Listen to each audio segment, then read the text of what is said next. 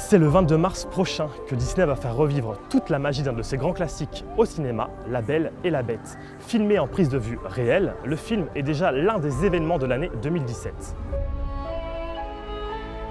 Montre-moi la fille. Regarde-la. Si c'était celle qu'on attendait. Celle qui va rompre le sort.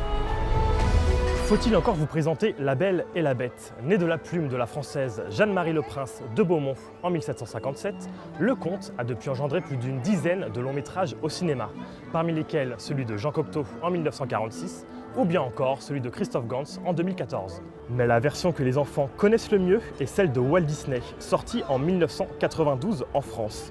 25 ans plus tard, c'est à Bill Condon, le réalisateur des 2 derniers volets de la saga Twilight, de faire revivre la magie de ce grand classique animé. Papa! Belle, sauve-toi vite. Ce château est vivant.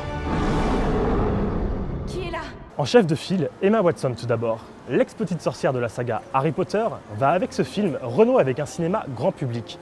Et qui mieux qu'elle pour incarner Belle? Née en France tout comme l'héroïne, passionnée de littérature tout comme l'héroïne, l'actrice est à 26 ans l'une des comédiennes les plus ancrées dans sa génération. Plus de 5 ans après la fin des aventures du sorcier à lunettes au cinéma, elle garde une place très importante dans la tête et le cœur des fans d'Harry Potter.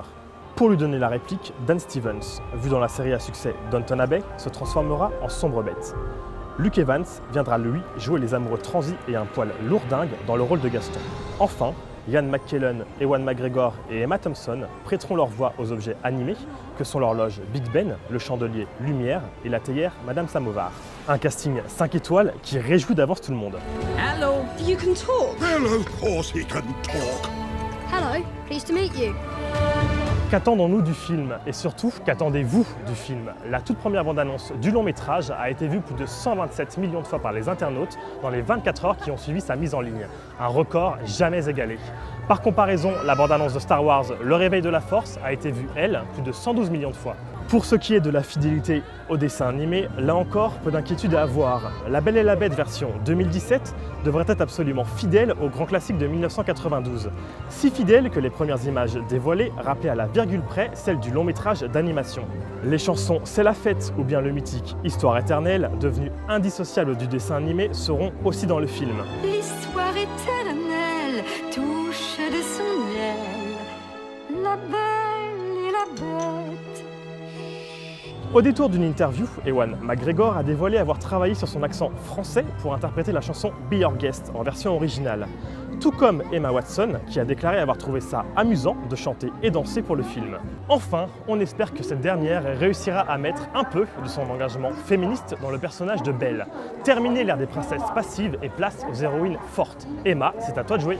Pensez à ce que vous désirez depuis toujours. Trouvez-le dans votre esprit et dans votre cœur.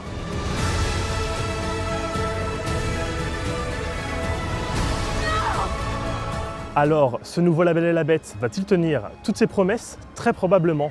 En 1992, le dessin animé original a réuni au terme de son exploitation en France plus de 4,1 millions d'entrées. À sa version live action de faire mieux.